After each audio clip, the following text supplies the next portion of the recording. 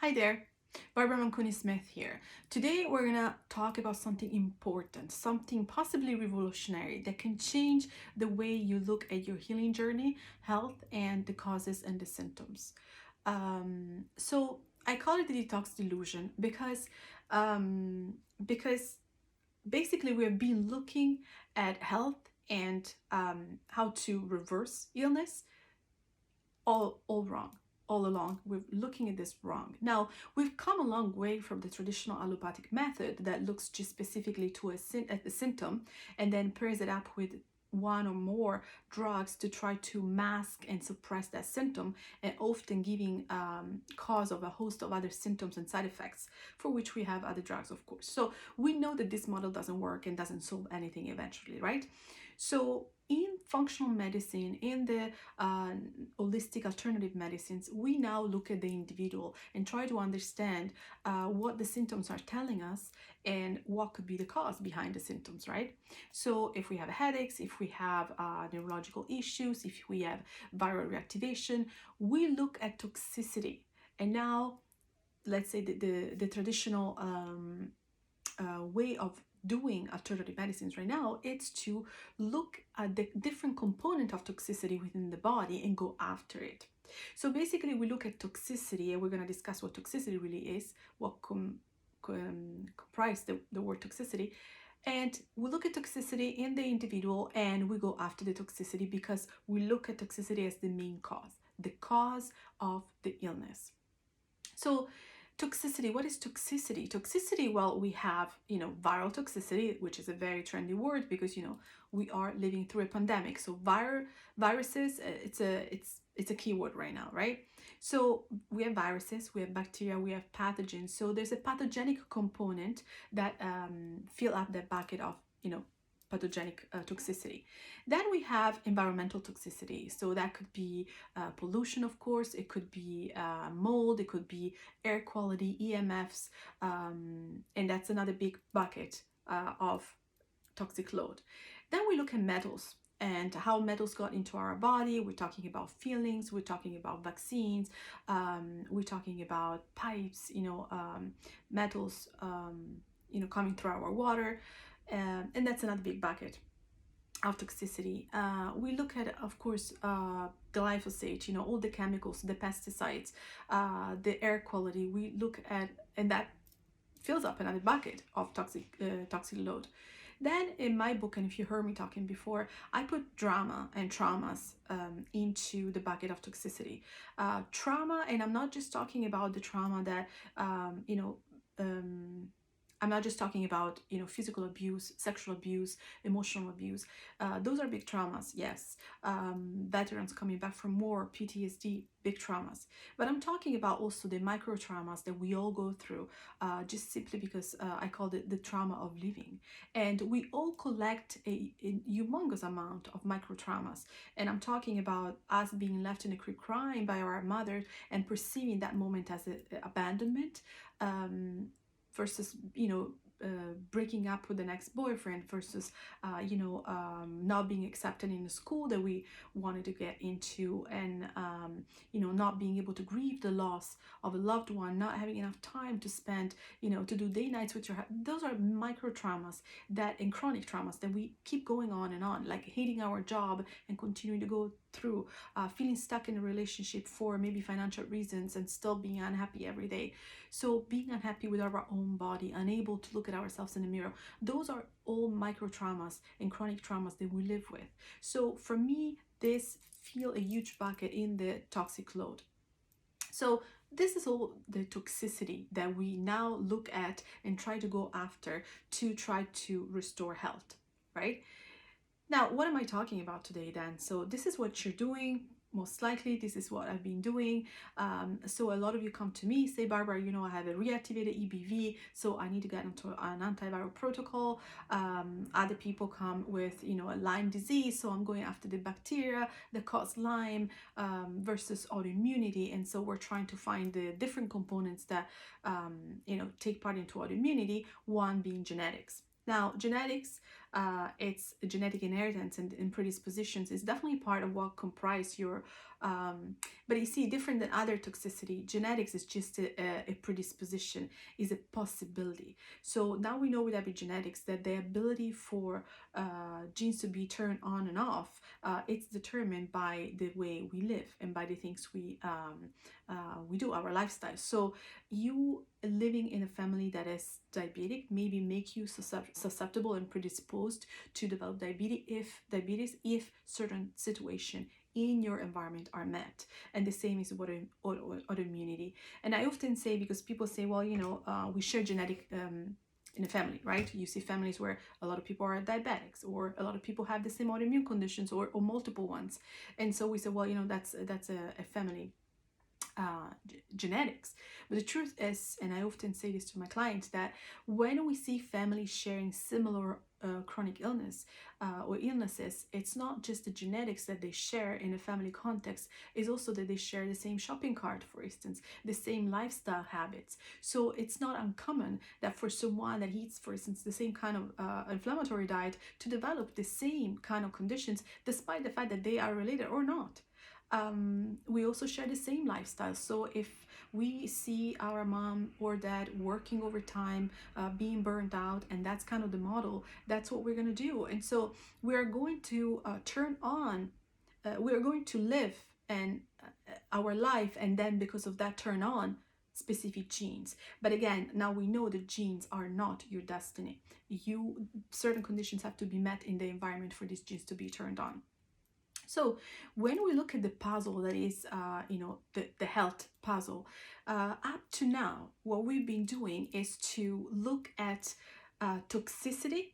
And I'm talking about, I told you that there are different buckets, but I just call toxicity with a big T, all the toxins that we've discussed, as the cause of illness. Today, instead, I'm trying to reverse this paradigm and give you the opportunity to shift it. And instead of looking at toxins and toxicity as the cause of illness, looking at toxicity as the symptom of the illness, of the symptom of the imbalance. Why am I saying that? Well, to me, this is nothing short of mind-blowing, because I give you a simple example. You focus on viruses and you are convinced that your viral load, your EBV reactivation, your shingles, your MV, the megacellular virus, those are the reasons why the reactivation of these viruses is the reason why you have symptoms and you have diseases. But yet you look around and you look at your spouse, you look at your parents, your children, your colleagues, your co-workers, and they do have the viruses. You guys, because I've been doing this for many years, and now I get the chance to test a lot of you, blood work, stool samples, pee samples, all of it. And I see that I have yet to meet someone that hasn't been exposed to EBV, for instance, that is short for Epstein-Barr virus. So now there's COVID, and of course, a lot of us have been exposed already, whether we develop the disease or not. So it is not the fact that the presence of the virus or the pathogens, whether it's staph, strep, again, we talked about the Bordetella with Lyme and all the other cofactors. It's not the fact that we are exposed to them that necessarily grant us to have the disease. In fact, a lot of us are exposed and they do not have the disease.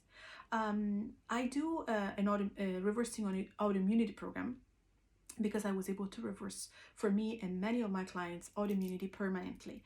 So in that program, we do a stool test. So now I'm on this side, right? And I get to see a lot of people's stool and see what you guys have in your gut.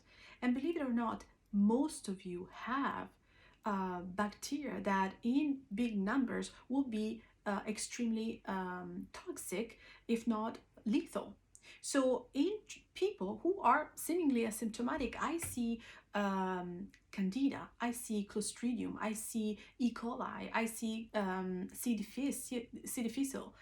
difficile, which in high numbers could kill you.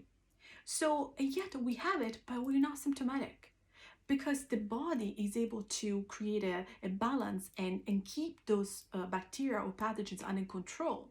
So that's something that I want you to keep in mind today. The other part is, I see a lot of blood work and I see a lot of people positive for at least a past infection of EBV, if not shingles and cytomegalovirus and whatnot, right? So CMV. But they don't all have reactivation. So why is it that family members who sleep together, who are intimate together, share the same viruses and bacteria, strep and staph, for instance, and yet the husband doesn't have the symptoms the wife does? So is the pathogen not enough to develop the problem? And if so, why is it that one person develops it and the other one doesn't? So this is what I do, you guys. I question everything. And if you heard me talking before, if you worked with me, you know that this is I'm the kind of person. I question things that I've said and done. Because if things start not to make sense, it's important for us to continue to question and be do some kind of investigative research as to why things, right? So why are people contracting the COVID and having the long haul, post-COVID syndrome, and people who are exposed to COVID and they just don't even feel they have it? So this is just an example, but this happens with a lot of the viruses and the pathogens and the bacteria. Just now I'm treating someone with my autoimmune program who has severe reaction to mold. She's being damaged by mycotoxicity, and she is in a lot of pain. Now, she tested her house and there's high level of mold. The thing though is her fiance and her son live with her, and they have no problem. They are exposed to the same toxicity and they have no problem. So is the mold the problem? Or something beyond the mold, below, like at the bottom of it all? So it's the toxicity that we discussed at the beginning, the problem, or there's something else. And that is what I want to discuss with you today, and I want to start giving you the shift of perspective. You guys, this could be the best 30 minutes that you spend with me that could blow your mind and shift your perspective as to what this really is, what the causes are, and how do we overcome it. Because I do this every day in my programs. I do it with my lymphatic reset, I do it with my autoimmunity program, and I do it with my one-on-one clients. And we reverse diseases. I reversed my own autoimmunity. I reversed my own neurological issues. I was plagued for 6 years with constant vertigo and dizziness. So obviously, functional medicine and even traditional and allopathic medicine look at me. I've done everything. I've seen every doctor, every imaging, and they said, well, heavy metals in the brain is causing that. Okay, where's the heavy metals? Well, I have 11 fillings, and yes, I've been vaccinated, so yes, I've been exposed to metals. And basically what they wanted to do was chelation, and was trying to get me to remove my feelings. Now, what I've done, I still have my 11 feelings, but I realized that the problem was not the metals. I realized that the problem for my Hashimoto's was not my thyroid and was not my genetics. So I realized that my EBV reactivation was not the problem. In fact, I was able to have a clear blood work, no sign of any autoimmunity while having EBV reactivation. So is it true that EBV is the cause of autoimmunity or certain autoimmunities? Is it true that EBV grows because it feeds off of my metals and then that is what wreaks havoc my health? Well, but that were the case then, and I did believe this for a long time, of course, but if that were the case, then how is it possible that I reverse my autoimmunity without removing my feelings? Then I'm no longer the victim of dizziness and vertigo spell, and I still have my feelings inside. So something else must be happening as to why now I'm able to be functional and to be healthy despite the toxicity within my body, or the toxicity that I'm daily exposed to. So what is happening to you versus your husband when you become symptomatic and he's exposed to mold and he's not? What is happening to you having a constant EBV reactivation while your husband, who is intimate with you, who has been intimate with you, and so your kids and your parents, but they do not have your symptoms? What is happening? So I had to start looking at things in a whole different way. And that's why I say, you guys, we've been doing this wrong all along. We've been looking at the toxicity as the cause and culprit of chronic illness, But the problem is not that they are clearly not, because toxicity is present in other people and clearly is not wreaking havoc the health. What is happening in those people? What is happening in these COVID people who are not, getting the long haul post COVID syndrome? Something else must be happening in the body or not happening in the body to where someone is able to be exposed to mold and be totally fine, having 11 feelings in the mouth and being totally fine without neurological issues, while other people are not. So the shift that we need to do today is to instead realize that the toxicity, the different buckets I mentioned at the beginning, or the big toxic load with a capital T, it's not the cause. They're just symptoms. They're symptoms of something else. What that could be is what we're talking about today. So because of toxicity as being looked at, in the recent past as the culprit of disease and a chronic illness in the alternative world, right? We have been looking at eliminating toxicity as the solution. So, and in a sense, this is absolutely true. The problem is, as I said, is the shift of perspective. It is not that we have toxicity that we need to eliminate that has caused the disease, and so we need to eliminate it. We have the disease because we were not able to eliminate the toxicity. That means that our body was designed to come in contact with pathogens, to come in contact, and has been adapting over the centuries with new toxicity. Because the toxicity we're breathing today is not the toxicity that my grandmother was breathing and being exposed to, right? And in 20, 30 years, 50 years from now, toxicity will be different again.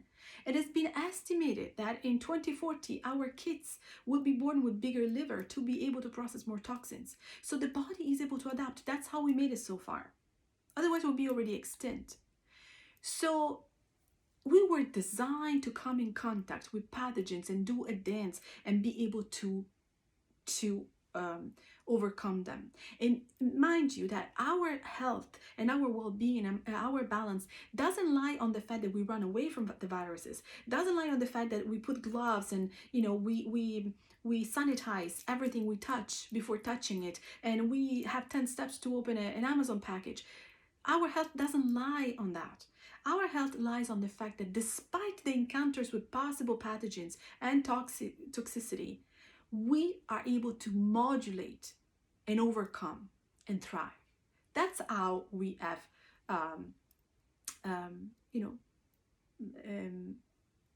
increased, made sure that our species is still alive today. Because despite the threats, we have adapted and modulate and overcome. So the goal for us is not to go after the virus. The goal is to understand what is happening in my body, what's not happening in my body, to where the virus can have a field trip in our body, but not in my husband's. So what's happening in my husband's body, to where the same virus that is present in both of our body can be tamed, but not in mine. What is happening to the fiance's that is exposed to mold and is symptoms free, whereas the fiance is bedridden. So what is happening?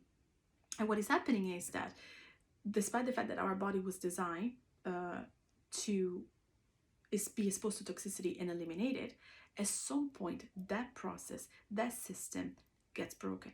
So when you are not able to effectively eliminate the toxicity that you are exposed to on a daily basis, some of which you also have inherited, then is when the problem arises. So that's what the symptoms, meaning when we start hoarding toxicity. So I give you an example. If we have 100, let's call it 100 units of toxins that every day come in, hundreds have to go out every day for us to be able to function fully. Now, but if tomorrow we have 100 and only 80 go out and 20 remains, the next day I don't just have 100 that I need to eliminate, I have the 100 plus the 20, right? So then multiply this for weeks and months and years, right? Then we've been hoarding toxicity to where the amount of toxicity that every day we need to eliminate is way more than our body can sustain. But our body, even in these situations, in its infinite ability to protect us and having plan B and C, takes this toxicity and starts storing it in the fat, in the brain, in the bones. That's where we have our metals, for instance. So to try to remove it so that it doesn't wreak havoc on our health.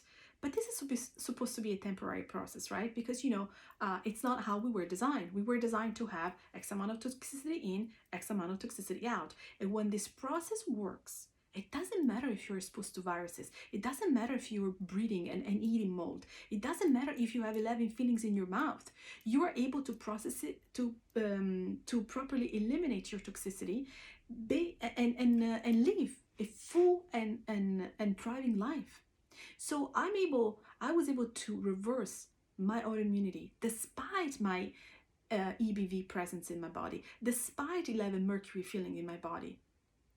You see, and I was able to help my clients reverse the autoimmune conditions and symptoms, despite the fact that we haven't gone after the viruses. We haven't done any antiviral supplements. We haven't done any chelations. And let's talk about chelation.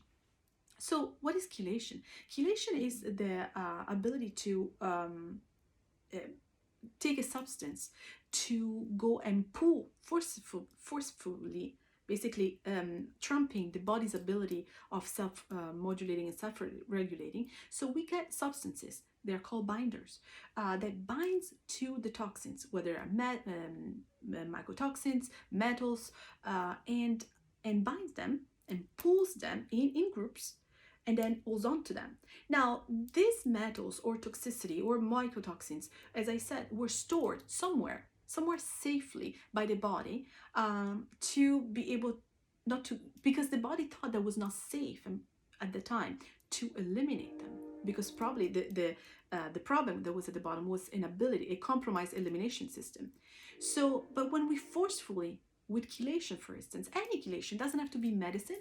It could be charcoal, it could be cilantro, it could be barley grass. I mean, we forcefully try to pull these toxins, group them up, and then what?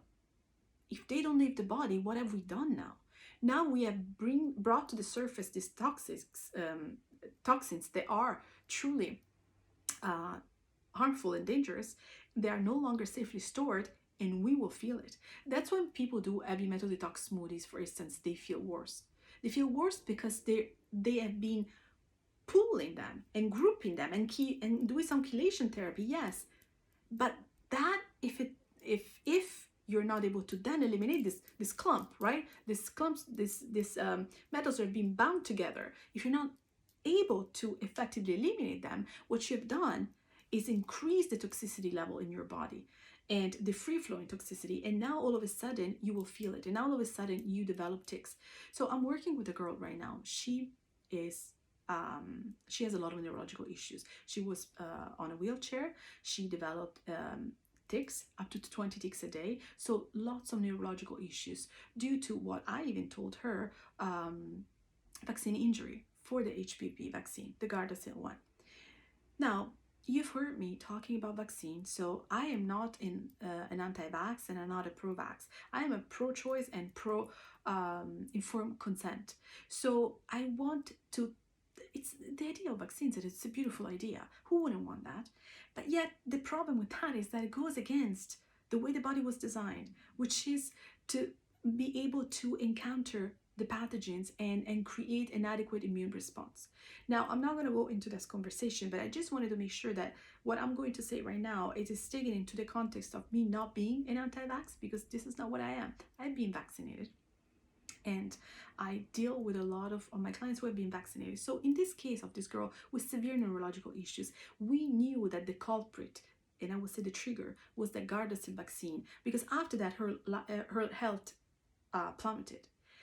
But yet, as I said, I'm not an anti-vax, so I'm a why person. I'm for intelligence response.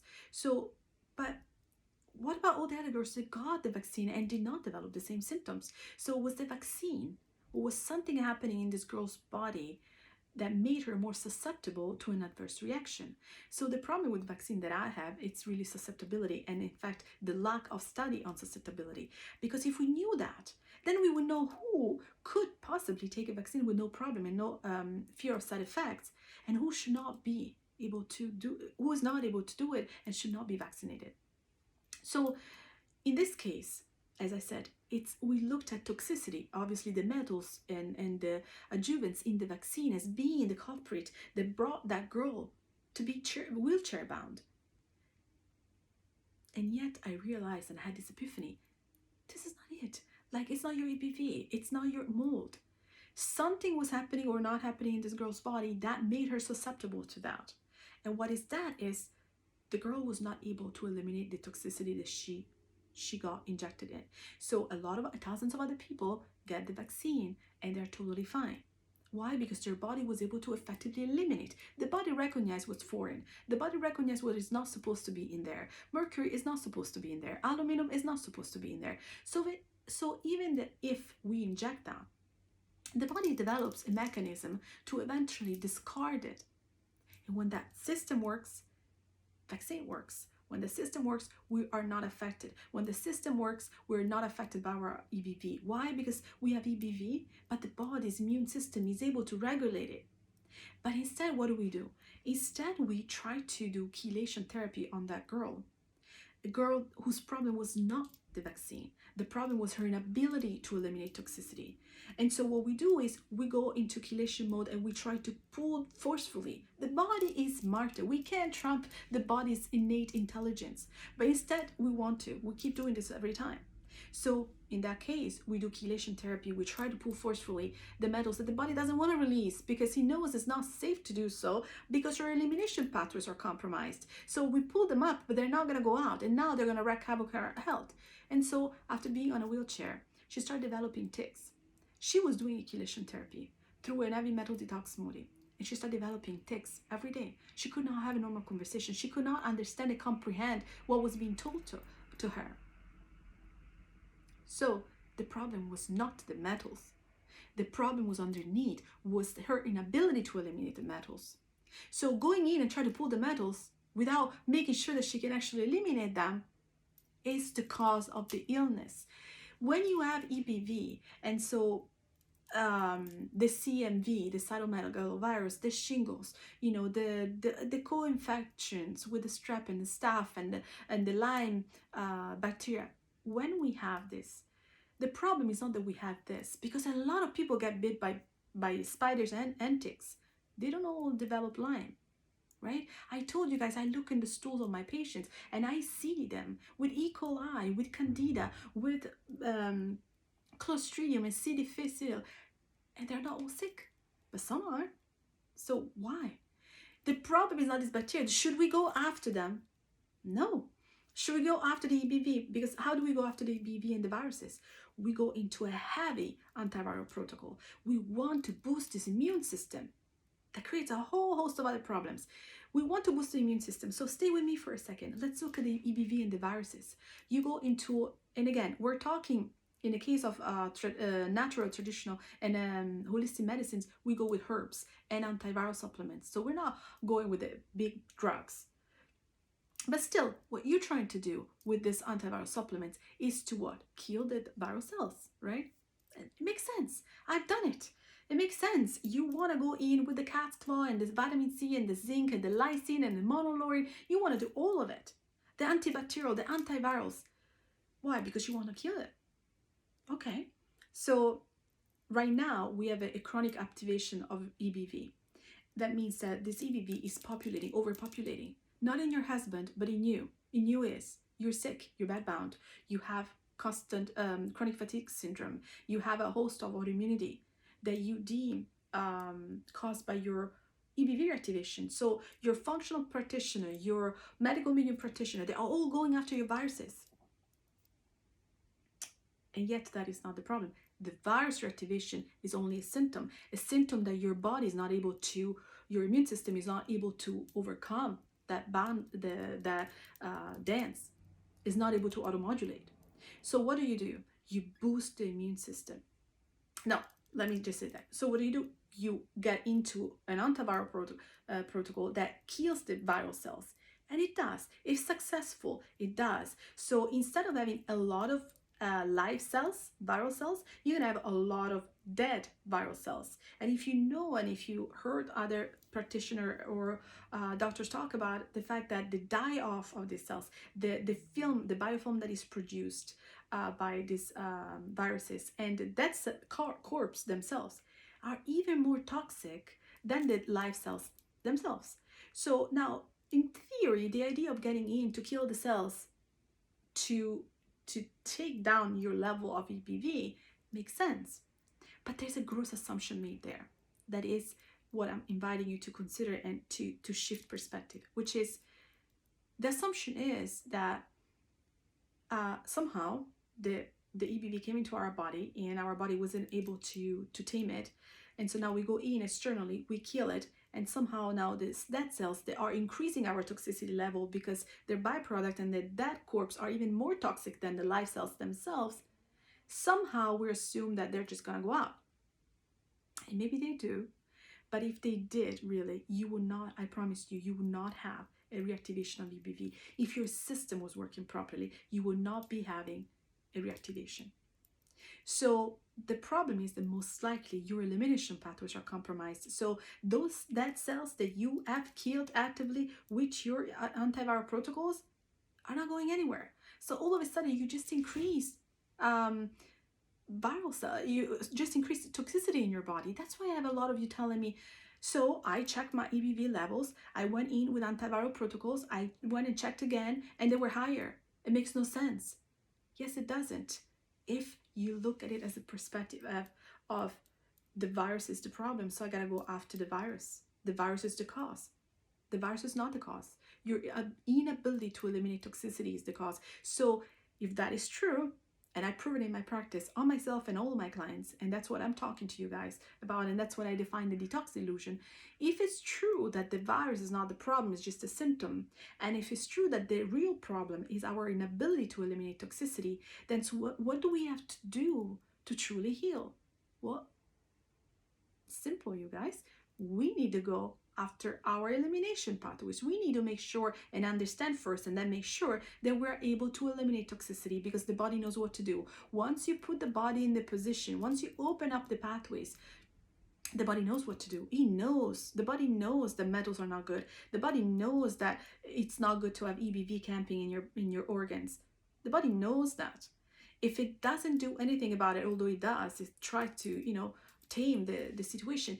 If it doesn't do it, it's because it's not able to. And in a sense, it's also protecting us by pushing this toxicity deep down, because otherwise in the surface will harm us more. So instead of trumping the innate intelligence of the body by going in with chelation therapy, with antiviral therapy that are, again, artificially pushing the body to do something, similarly like to the vaccine, pushing the body to do something artificially that the body didn't think it was a good idea to do, or is unable to do. What we need to do is to put the body in the position to do the work that it was designed to do, which is toxins in, toxins out, toxins in, toxins out. That is what the fiance is doing by living in the house with mold and being able to eliminate it. As they breathe it in, it's gonna excrete it out.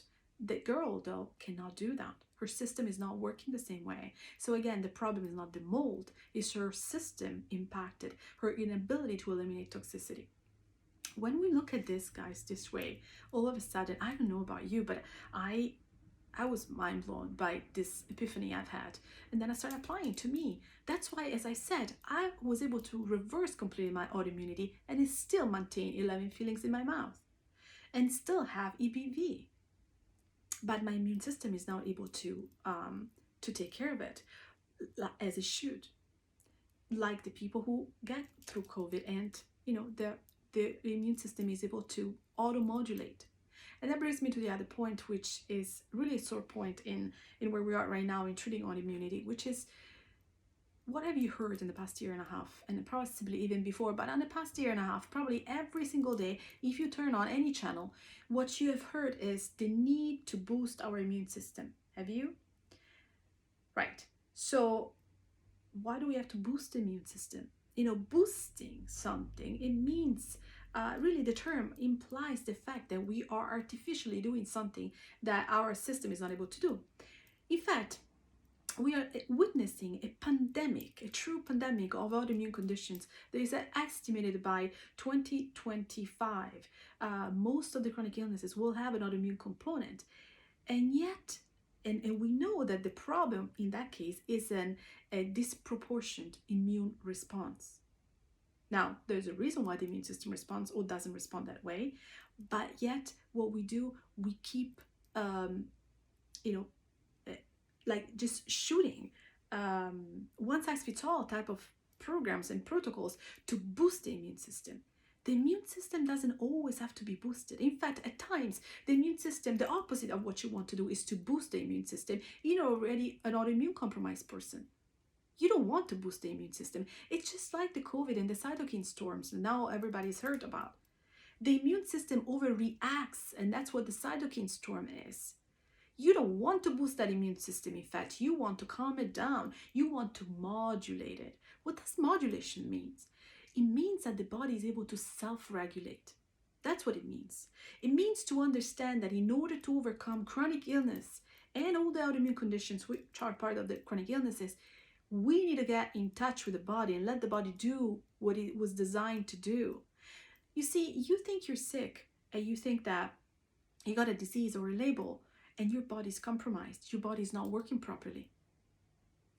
That is the delusion. That is the delusion, and that is the conviction that takes you far away from getting into with your body. Your body, if you're feeling pain, if you have any symptoms, your body is working properly. If you didn't have symptoms, you will wake up one day dead. So hence you will not wake up. So the moment you have problems, the moment you have values that are off the charts in your different exams that you perform, your body is working properly, is working to self-modulate and auto-modulate, to bring back to homeostasis. So your body is giving you clues. Your body is working properly. Disease is it's a delusional concept in itself. There's nothing diseased about. It's the body showing where the imbalances are, hence the body doing its work, hence the body is healthy. You think that cancer is the body not being healthy. Cancer is the body being extremely healthy and doing the work that it needs to do to compound, the toxicity when it's realizing that it's not able to eliminate it any other way. But he has tried. Believe me, he has tried before. You don't just wake up with cancer one day. You don't just wake up with Alzheimer's or dementia one day. So disease doesn't exist. It's a delusion. And so I call this life the detox delusion, because when we keep focusing on toxicity as the cause and not as symptoms of disease, right, we are then getting into the delusion that, by simply activating protocols and processes to go after toxicity, this will solve the problem. That's why detox, that's what we want to do. We all want to detox. Antiviral protocol is a detox protocol. Chelation is a detox protocol. This is a delusion. This couldn't be further from the truth. Chelating doesn't mean anything if you're not able to eliminate that toxicity. So you're not detoxing, and that's the delusion of it. You detox properly, effectively, truly, only when the toxicity that you're going after is effectively leaving your body. But when it's not, which is in probably 80% of all of us, because all of us, we have chronic illnesses, right? When this is not happening, you're not detoxing anything. And you think you are, and you think you're doing your antiviral protocols, and you think you're doing your chelation, and you think you're doing your anti-microbial therapies and whatnot. You're doing your zone therapy. You're really not helping. You're just masking and suppressing, and you're looking at the wrong scapegoat. You're looking at the toxicity as the cause, but the toxicity, again, is just a symptoms. And I want to make sure that you guys take the time to have this sink in, because today, this idea could revolutionize medicine. And I know that nobody's going to take me seriously because, I'm not a doctor and, I'm just a practitioner. But what do you know, Barbara? What do I know is that in my clinical experience, everybody that approaches, and of course, that's how I coach people, approaches disease that way, not into, okay, I have a EBV reactivation, I remove supplements from people. I remove all the antivirals. I God forbid, any heavy metal detoxification. annihilation agents. I remove all of this from people, and I get people to overcome their chronic illnesses and autoimmunity, like I did with 11 feelings still in my mouth of mercury, gassing off every day, and not having any more autoimmunity and not having any more neurological issues. How is that possible, you guys? So when I see what I see, I cannot unsee it. So all I can do is to be here and ask you to sit, take the time to listen to what I've been saying. Share it if you think that actually is valid. Make sure that more people, more doctors, show it to your doctors, to your practitioner. Does she have a point, doctor? Is she a crazy woman? Why nobody's talking about this? And see, because the moment we realize that reversing chronic illnesses is actually easier than you think, and then probably the reason why you have not reversed it yet, despite the fact that in the past 2, 3, 4, 5 years you've been at this, eating the right things, using the right supplements, so that's what you thought, or you were taught. There is another reason why, and maybe this could give you a sense of freedom and liberation, that hey, maybe it is true, maybe we've looked at this whole time in the wrong way. We are looking at toxicity as the cause of illness. Instead, toxicity is in our body. The remaining toxicity in our body, it's not the cause, it's just a symptom. The fact that toxicity is still there is the problem. The fact that your body is not able to eliminate it is the problem. It's not. It doesn't matter what the toxicity is, right? So I think it's important that we understand and we start spreading the word. And I've dedicated my career, my life to this, to coach you through my programs that are aimed at eliminating effectively toxicity, at opening up your elimination pathways and making sure that the body does the rest. You know, we don't have to do the work for the body. We don't have to get in with antivirals. The body knows what to do. The immune system knows what to do. But if it's compromised, why is the immune system compromised? Where is the immune system? In your gut, in your lymphatic system. The T cells are in your lymphatic system. So if your lymphatic system is stagnant and congested, and lymphatic system, you guys, is the sewage system of your body. When that is congested, there's no elimination. So the problem is the virus, the metals, or the fact that actually the body wasn't able to eliminate the virus and the metals.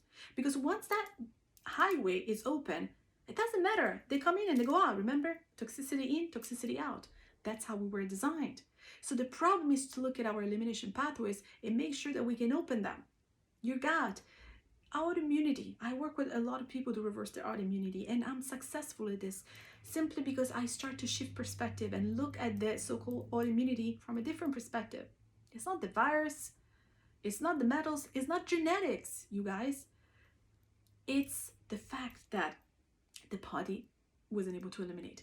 When I look at autoimmune patients, I see chronic constipation as an early on sign of what then is going to develop in the future as a possible autoimmunity. But what is chronic constipation if nothing else than hoarding toxicity? You guys, you need to go to the bathroom 2 to 3 times a day to have bowel movements. If you don't, if you go once, you're hoarding toxicity. Where is that waste material that was supposed to go in the 2 or 3 times that you're not going? I have people who go once a week. Do you understand what you're doing? You're hoarding toxicity. So to the point that the body is overwhelmed and can no longer. So your elimination pathways are congested. Your lymphatic system is congested.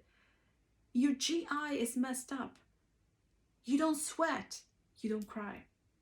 Remember the trauma and the emotional toxicity? That is part of your toxicity as well.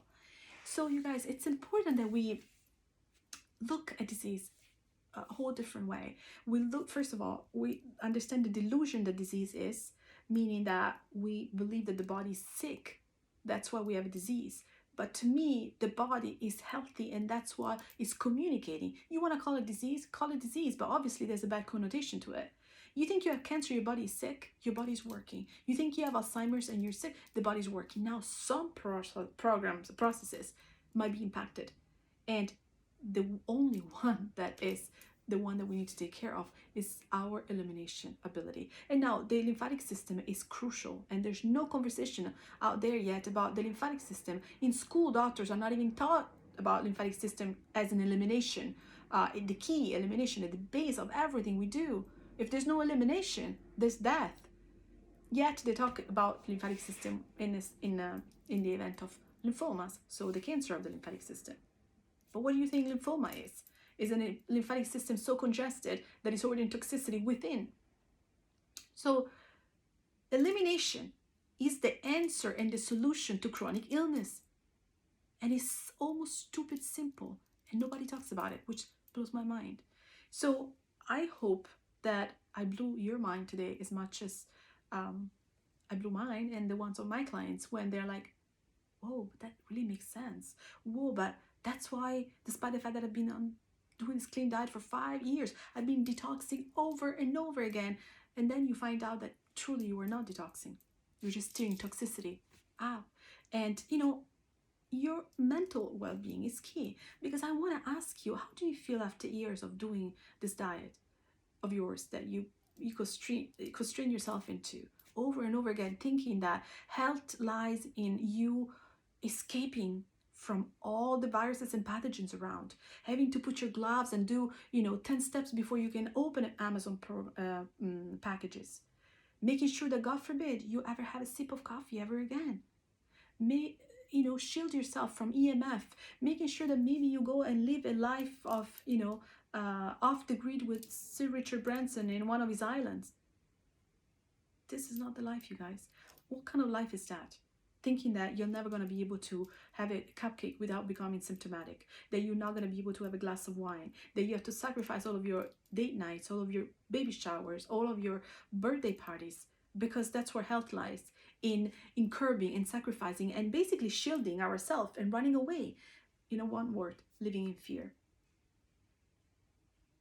You guys, I've done another video on fear, and I encourage you to watch it, and I'm gonna post it down here, the link, because that video on fear is key as well. Fear in itself is another toxicity that we hold on to. And so after we get to 20, 30, 40, 50, and we have this level of toxicity that we've been hoarding for years, we have to stop looking at toxicity as the problem and looking at the inability to eliminate this toxicity as the actual cause of disease. So once we fix that, the body knows what to do. That's the beautiful thing. When people come to me with these very rare autoimmune conditions and they're like, there are no studies about it, I'm like, I don't care. I don't need to know that specific condition in your eye. I don't need to know why you have all this little pimple in your body, just on your hand, and just when you sleep on one side. I don't need to know any of this. Your body knows. What I need to help you with is to make sure that your elimination pathways are open so that the body can actually eliminate that toxicity. Stop hoarding it and start thriving. Stop repairing and regenerate. That's what I do with my clients. That's what I've done with myself. As I said, that's why there's no autoimmunity despite 11 feelings. There's no neurological issues despite being vaccinated. And that is something you guys need to understand. You cannot live in fear. And right now, I hope I empowered you with at least the thought-provoking concept of, okay, so maybe toxicity is not it. I have to look at something else. So maybe my antiviral protocols, the excessive and incessive way of going from cleanse to cleanse to cleanse, it's a waste of time if you are effectively not eliminating that toxicity. And hopefully, maybe even if just one person, one of you, this message resonated with, I would have maybe helped another one of you to get out of the rabbit hole that we put ourselves, even within the holistic and alternative community, of needing to you're substituting your drugs for your supplements now, and you are on a constant cleanse mode, and you are in a constant fear mode, and yet you're not fully thriving. So I invite you to ask yourself more whys. I invite you to be your own investigator. No matter who, I invite you to question me as well. Try for yourself and see if what I'm saying is true and resonate with you. Because at the end of the day, guys, we were all designed to fully live and thrive this beautiful life of ours, to enjoy this beautiful world of ours, this beautiful Mother Earth of ours, to live together in communion and thrive. That's how we were designed, to touch each other, to hug each other, not to run away from each other, not to be afraid of each other. That is when true health really happens.